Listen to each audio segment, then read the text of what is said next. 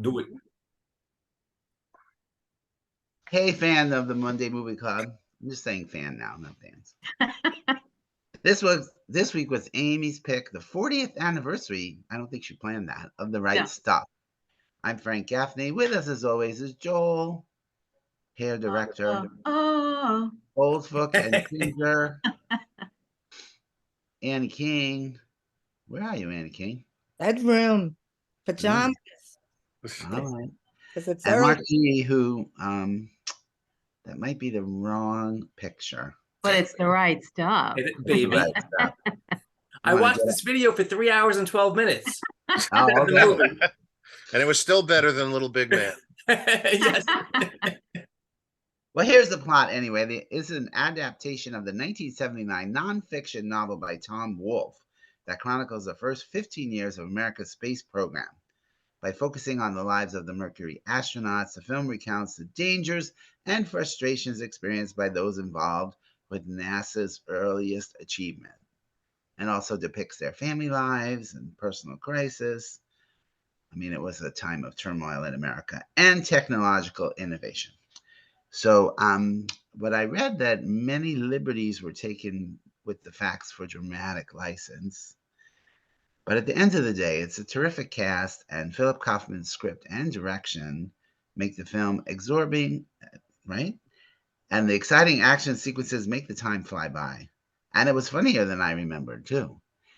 And Ed Harris couldn't possibly be dreamier. Oh my God. That's all. And Philip Kaufman chose to mix actual footage with recreations. So that kind of pre-Gumps Forrest, doesn't it? By placing the actors in historical footage. Although it wasn't quite this, he wasn't right next to JFK. It was no, it's not the same. Not looking for the same technique, and plus Zelig, I believe, was the same year anyway. So Zelig yeah. pre-Gumped Forrest Gump anyway. Yeah. All right. So then it's the backstory. Obviously, Ed Harris is really the best of the group. He plays John Glenn. Scott Glenn is Alan Shepard. Fred Ward, a very stoic Fred Ward, is Gus Grissom. Dennis Quaid, was this one of his earliest things? Because he was pretty cocky and appealing, something he would continue to cash in on the rest of his career. But the last three kind of faded into the background, although Lance Henriksen, certainly, Alien, and Aliens. And Charles Frank, who plays Scott Carpenter, was on All My Children forever. He was Jeff. And thankfully, they don't focus on them because the movie is way long already. But it is Sam Shepard as Chuck Yeager who is the dominating force of the movie, even though he was not in the original 7. And why? Because he didn't have a college degree. Go to college, kids, if you want to be an astronaut. But there are so many familiar faces in this movie. People that like, oh my god, oh my god, oh my god. Yeah, I love the pairing of Jeff Goldblum and Harry Shearer. And they were there for like 5 minutes. That was very, and the height difference too. They were just like a comic duo. Yeah, they should add a spinoff. Yes, I would have watched that. NASA recruiters. But the women don't get as much to do, obviously. Kim Stanley seems more determined to be a character than to play one. And Barbara Hershey, of course, is very sympathetic in her role. Pamela Reed, I like her a lot. But Veronica Cartwright, good Lord. I don't know why, but she was way too shrill for me. Amy, you're agreeing with me? Oh, why are you on mute? Okay, because Cringer was sitting on the keyboard and he hit it. And he wouldn't let it go. So I just had to move his little butt. Yeah, in my notes, and I had texted this to Frank yesterday when I was watching it. I said I had to look up, who did she play? The wife of whoever the hell it was? Because she was so bad. I had to see who this person was. When she was an screaming. Alien 1. Yeah, but she's also in The Witches of Eastwick. She plays similar characters, Yeah. Well, she needs to stop playing characters. Angela Cartwright Yes, her Been sister's Lost Angel in McCartney. Space and Sound of Music. Okay. So Tom Wolfe, who wrote the original novel, made no secret of his dislike for the film. And even William Goldman, in his book, Adventures in the Screen Trade, says that, let's see, that he felt that the astronauts, rather than being heroic, were really minor leaguers, mechanical men of no particular quality, not great pilots at all, simply the product of hype. I didn't really get that from the movie. I thought they were pretty heroic. And even the Mercury 7, most of them were not too happy with the film. And they said, one guy said, wait, Wally Shearer said they called it Animal House in Space. I'm like, okay, but you know, you needed the levity really, because it's such a serious thing. And the whole thing with, you know, having to pee in the suit was actually really helped to humanize them. It was like all these things they didn't think of. They're like, hello. But you know, like anybody's like, it's 30 minutes, you can't hold it. All right. You gotta go, you gotta go. All right, so, but this is an issue that we've actually discussed before, because it's like, it's not a documentary. If you want a documentary, I'm sure there is one on the Mercury 7 you could watch. So this is an entertainment piece, and it actually got great reviews, but not from the audience. It only earned $21 million of its $27 million budget, but it ended up being nominated for 8 Oscars, winning 4, and was a huge success on the home video market, which is what I'm hoping will happen with Indiana Jones. Yeah. Well, and it very well might. The Flash apparently is doing very well on video on demand right now. So yeah, but not Shazam. Well, Shazam kind of went straight to HBO Max. Different story. So okay, and in 2013, it was put in the Library of Congress National Film Registry. So, Joel, when will you be getting to that? 2013. We're currently finishing up 2004 films. So, so you say can watch it again. I'll be watching it in about 5 years. All right. So this one gets 3.5 stars from me. It's a terrific film about the space race, showing us the complex reality. It's beautifully filmed, and it's done with wit, energy, and a nice sense of reverence for what happened to these guys. So that's my take on it. Now, Mark, had you seen it before? Yes, I saw it shortly after it came out when I was about 9 or 10 years old. And as I told Amy last week, he watched like an hour of it and couldn't stand it or something. Well, no, I mean, I was in my living room with my parents, and you know that was the movie for the night, so I was stuck with it. But I don't remember. I just remember being very, very bored. It's not a movie for a 10-year-old, so I did find it much more interesting and better this time around. And yeah, excuse me. It was a great cast. Everyone looked so young, and I actually noted as well. Dennis Quaid, especially. I mean, he looked like he was. The first shot of him, I was like, "Is that Dennis Quaid?" And then finally he moved a little bit. And I could tell, but wow. Or was it his son? Yeah. Well, to me, Dennis Quaid is burned in my mind what he looked like in Inner Space, because I probably watched Inner Space 100 times. I was so in love with him during that movie. And I love the movie. Just to see the towel getting ripped off? Sure. That's only a couple of years later. It's like 87 or something. So that look, to me, that's Dennis Quaid. I guess I've seen him so much recently now, and I feel like in those 4 years between this movie and Inner Space, he looked a little bit older, or whatever it was. He just changed a little bit. He looks so young here. For me, the middle and even the end did drag on a little bit. Overall, it was just a little bit too long, so I don't want to hear any more complaints about MCU runtimes. I definitely had a hard time remembering who was who, and so many characters, and then they made it as difficult as possible. Like Frank just mentioned, you got Ed Harris playing John Glenn, Scott Glenn playing Alan Shepard, Sam Shepard playing Chuck Yeager. I was calling the character Scott Glenn on, and I was like, no, that's the actor. Literally, I'm getting confused. And sorry, but that jerk off scene in the bathroom, it was funny, but it was so awkward to watch. Like, I could not imagine having to do that. That was very, very awkward for me. I can't imagine having to watch that as a 9-year-old with my parents. I was probably asleep by then. Okay. Maybe. Or I didn't know what he was doing. Right. Probably. If I was 9, yeah. But He once you learned, he was whistling to poop. You know, that's Yeah, exactly. Lastly, I was very grateful for all the dates written at the bottom of the screen because, as you know, I'm an idiot and I need to be told. And I hate when movies are suddenly it's 7 years later you have no idea. So I really appreciated that. You know, it was like I said, it was a little bit too long. I didn't love it, but I did like it. It certainly was. I'm very glad that I got to watch it again. I don't know that I'd go back and rewatch it just because of the length, but I'm going to give it 3.25 stars. that's pretty solid coming from you. Yes. Annie, had you seen it before? Nope, never seen it. Was So, it too long for you as well? I thought it moved pretty well. It was pretty long, but I thought it moved. And as with any historical movie, I like to sit at home and watch it because then I could Google all the stuff. And I had to actually pull up Mercury 7. So I had all the names and the people and when they flew and everything as I was watching. Because otherwise, like Mark, I get totally confused on what's going on. So that helped a lot. And, you know, it's interesting to learn stuff that I didn't know. So that's always a plus. Like, Being the ex-teacher that you are.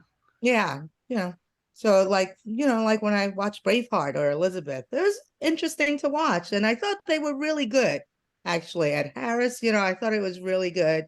For me, it was a solid 3.25 stars also. Okay. You know, one thing about Ed Harris too, always plays like that hard role. So he was almost goofy in this, which was a nice change for me. Yeah. Yeah. And the whole thing about, you know, be straight-laced. You can't be fooling around. This is what we're presenting to America. That's interesting. Was, and I love the scene where he's like speaking to his wife and it's like, you don't have to talk to the vice president. Yeah. Yeah. That was sweet. Yeah. Joel, I'm sure you've seen it before. I have seen it before. I have not seen it in a very long time. This was the wrong week to pick to watch it, but I carved out 4 hours for this movie. Yeah. yeah. But watch it I did, and it, you know, it's a good movie. It's a good starting point, I think, for learning about our space program. You know, and how it developed. And you know, I know that in the creation of the screenplay, you know, when William Goldman was involved, he had removed Chuck Yeager from the proceedings, and Philip Kaufman and even Tom Wolfe, to his extent with the novel. To them, Chuck Yeager was an important step in going from point A to point B. And I think that definitely follows through nicely in the film. Yeah, and also, you know, presenting him as the renegade. Exactly. You know, that was the kind of pilot they really needed. Right. To me, that's where they built Maverick on and Top Gun. I felt like that was the same like, type of character. Probably. Yeah. You know, there's aspects of the space program that they kind of gloss over and go through that I'm kind of like, that's more interesting to me than certain things. But the thing about this, the way this story is structured, is to me, it's like a reality TV series back in the 50s and 60s, because there was such, you know, publicity and hype over these men who are, you know, bravely strapping their asses to potentially explosive rockets that will kill them to advance humanity into its next, you know, phase of exploration. And the fact that, you know, they wanted the wives involved so that they could see that these were men of, you know, of moral character, and they had families, and, you know, they were upstanding citizens, and they were heroes. And I think that's an important aspect that that helps the film move along. I've actually, there's a show on Apple TV Plus called For All Mankind, which is an alternate history TV series that posits what if the Russians got to the moon before we did. And it's interesting because having seen that more recently than this, I'm like, this is essentially the prequel to all that. That the history starts to change once, in the TV series at least, once you get past the Mercury program. But anyway, it's And there's also a mini series of The Right Stuff as well. Yes, which you can no longer see.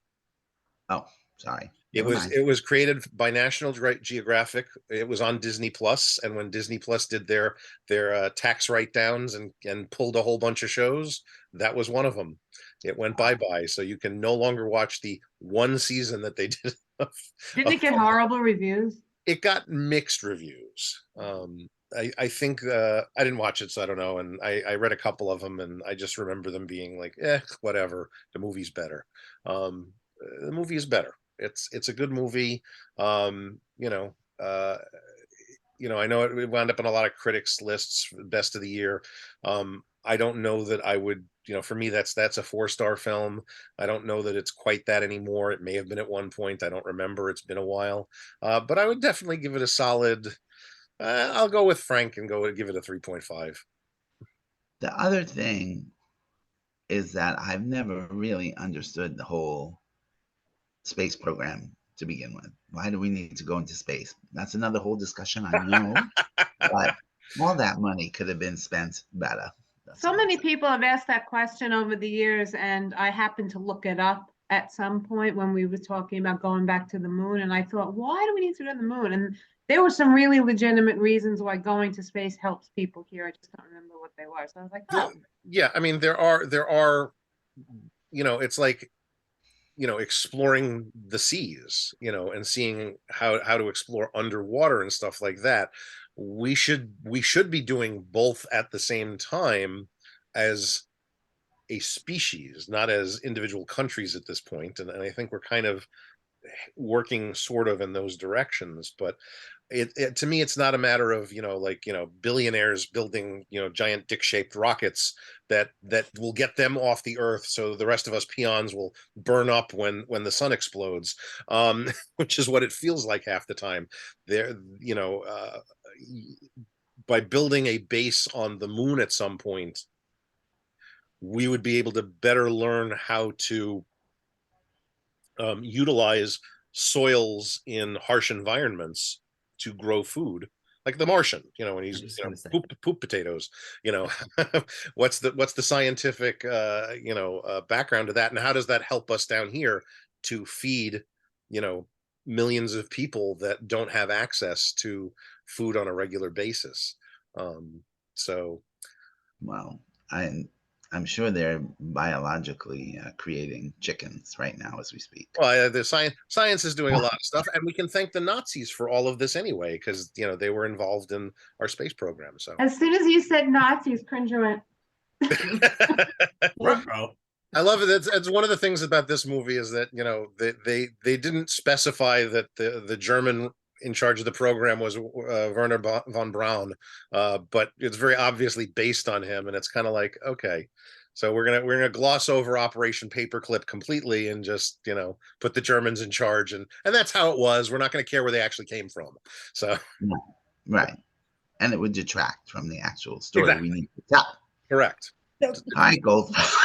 Amy, what were you going to say? I had a question. The second guy that went up, and then he came down, and the whole thing with popping the door before he was supposed to and stuff. Grissom. Right. So was that like really what happened? He didn't get like. They knew that was one of the controversies, and one of the reasons all of the astronauts didn't like the film was because they knew before the film was made that that's not what happened. Grissom actually, what Grissom says in the film is what actually happened. And unfortunately, part of the problem is that Grissom died in a capsule fire. I forget which Apollo it was. So he was not around at the time of the movie to defend himself. They had to. And I think it was in like the late 90s, they actually found the capsule at the bottom of the ocean and brought it back up, and were able to say, hey, Grissom was right. This is what happened. He didn't actually. It did. I think I read in the trivia that one of the other astronauts actually purposely pop the thing, and when you do it, it automatically like Yeah, it, like, hits your does something. hand and bruises you. Bruises your hand. To Yeah. prove, so he took the bruise to prove that that would have happened to Grissom, and he didn't have the bruise. Yeah. Yeah. That was And one of probably- the things that they did to fix the hatch from doing that was something hit it the way it was built. Yeah. So they changed that, and that's one of the things that killed Grissom because they couldn't get out. Couldn't get There was out, no yeah. explosion hatch to escape. So these 3 astronauts burned to death. Ugh. Which I thought was going to be in the movie. I didn't realize that the movie was only about when Solos went up. I thought, Yeah. oh, and now we're going to see Grissom with that horrible death.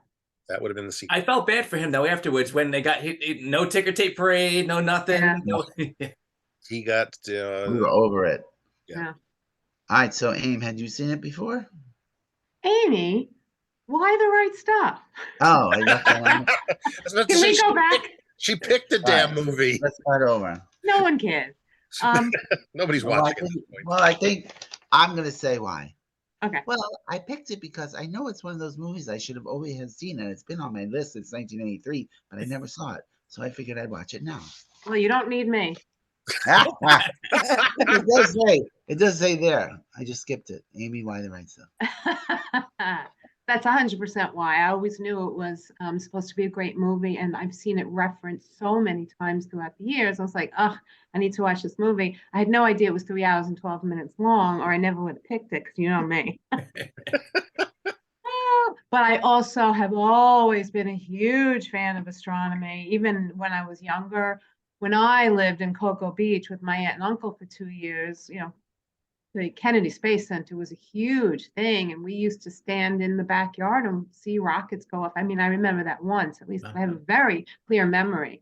So I've always loved the space program and astronomy. So you would think I would have seen this fucking movie. Just to interject one thing, because we mentioned the running time again. Yes, it's long, but honestly, it rarely felt it to me. It moved. You know, Yeah. I was captivated by it, and I was exhausted when I was watching it last night. So you know that's kind of say But there was also so much story to tell. Yeah. You know, and it was a very big case of what the hell do we leave out of this story? Yeah. Annie?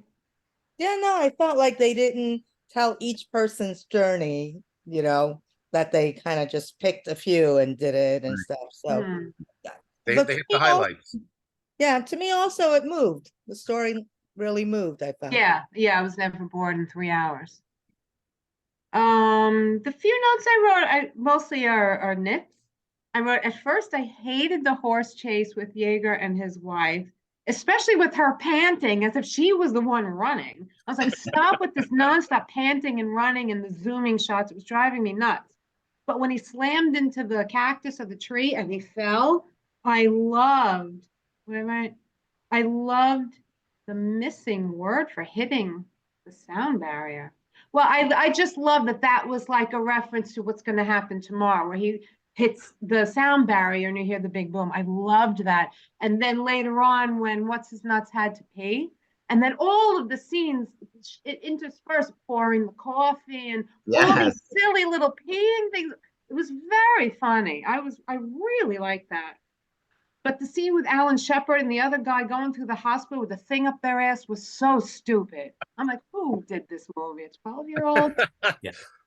The amount of dubbing going on when we can't see their mouth, or sometimes when we can see their mouth, all that dubbing was just terrible. And the big Mexican nurse guy, every single line of his was dubbed. And then I read in the trivia, he was like some NFL player, and every single line was dubbed. Some other actor did his lines, and you could tell it was horrible. And that one time when he went, so stupid, why do they have this horrible character?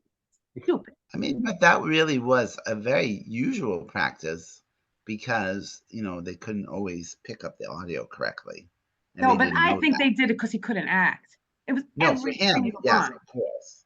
Oh no, I totally understand it with the audio. You do it, and you do add the audio in post, and so much audio is always added later on. Yeah. We'll do it Sometimes you need a line that you never thought of before to clarify. But they just did it. It was so obvious so often. But I thought the real footage of all the rockets exploding was incredible. I could have watched an entire movie just of the real footage. And of course, everybody laughed when it went, and which really did happen. That was great. Yeah. And the scene, the scene where Gus Grissom's wife is yelling at him and complaining that she's left alone and just wanted dinner at the White House. That's when I had to look up who this horrific actress was. And the other really bizarre scene was when they put the needle in the guy's hand and the hand was doing this really fast. I was like, stop this annoying, bizarre scene. And that's all. And I didn't get the whole thing with the hand. What was that about? I don't even know what it was. It was about. some medical test they needed. Well, to sure, but prove, what? you know, something. I don't know. What it meant? But I think like the whole peeing thing, he was trying to match the craziness that was going on. How much stress you can put the body under before you know it breaks. Yeah. Also interesting. God, I love that sort of thing. But I didn't love the movie, which is like 3.5 and up. So I'm also gonna go 3 1/4. I'm really glad I saw it, and I really did enjoy it, and I highly recommend it. But I'm never watching it again. Yeah, I don't think 3.25. Watch this again. I could watch it again. I don't think 3.25 is highly recommended. No, I recommend it strongly. Do you abstain courteously? All right, are we good? All right, the right stuff. The right stuff is not available. Joel, you know what I just realized? What? You're wearing your Pugsley shirt today. Sure. Isn't that a Pugsley shirt? Come on. It's a purple striped shirt. If we don't know what color Pugsley wore in the show because that's true. Black and white. Black and white. Mark could tell us. Yes, exactly. That's the correct color, Joel. I would say, Mark, you think that shirt is brown and white, right? Yeah, exactly. And my shirt is also brown. Right. And if you don't have these colors on your TV, get RCA Color Track. RCA Color Track. That is a reference for everybody who's watching that nobody's going to get. Sure. Well, you all laughed. Hello. Yes, because we're all old. It was a big commercial.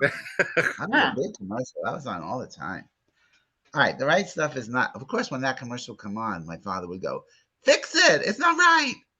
All right, the right stuff is not available on the usual subscription streaming services. You can rent it from Prime or Vudu for $3.99. For some reason, Vudu sounded wrong, but it's right. Sounded like you said hoodoo.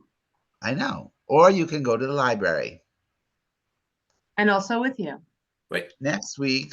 The way you said it sounded like, or you can go to the library. That was a little premature ejaculation there from England. Next week, we're back to 1998 with the 2-time Oscar nominee Out of Sight, starring George Clooney and Jennifer Lopez. It is available on Peacock if you subscribe to that service. I'm Frank Gaffney. Go watch a movie. And also with you.